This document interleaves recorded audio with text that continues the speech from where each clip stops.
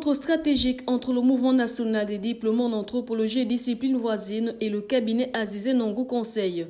Les échanges entre les deux parties tournent autour de l'inventaire des compétences en anthropologie sur le plan national en vue de permettre aux diplômés de se rendre utiles auprès des différentes structures publiques et privées pouvant leur permettre de faire valoir leurs compétences. Le Mouvement national des diplômés en anthropologie et disciplines voisines est un mouvement qui pose donc ses jalons sur deux axes. L'axe premier, normalement, c'est sur la vulgarisation de la discipline anthropologie, discipline assez méconnue du grand public sur le plan national.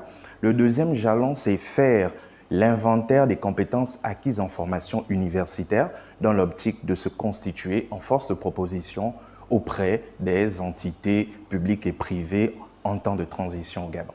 Suite à une conférence où je rencontre le docteur Fabiola Tapoyo du cabinet Azizé Nongou Conseil, je fais un bilan de compétences qui me permet de mieux structurer tout ce que je vais pouvoir faire avec ce que j'ai appris en anthropologie. En plus de ce point évoqué, il a également été question pour le Mouvement national des diplômes en anthropologie et le cabinet Azizé Nongou Conseil d'aborder des questions liées à l'entrepreneuriat de ces diplômés. Il était question dans notre réunion de travail de construire ici le panel de compétences de l'anthropologue à la fin de son diplôme de licence ou de master. Pour quel objectif? Pour permettre à ces derniers de savoir se vendre auprès des organisations, à savoir ici les entreprises privées, l'administration publique.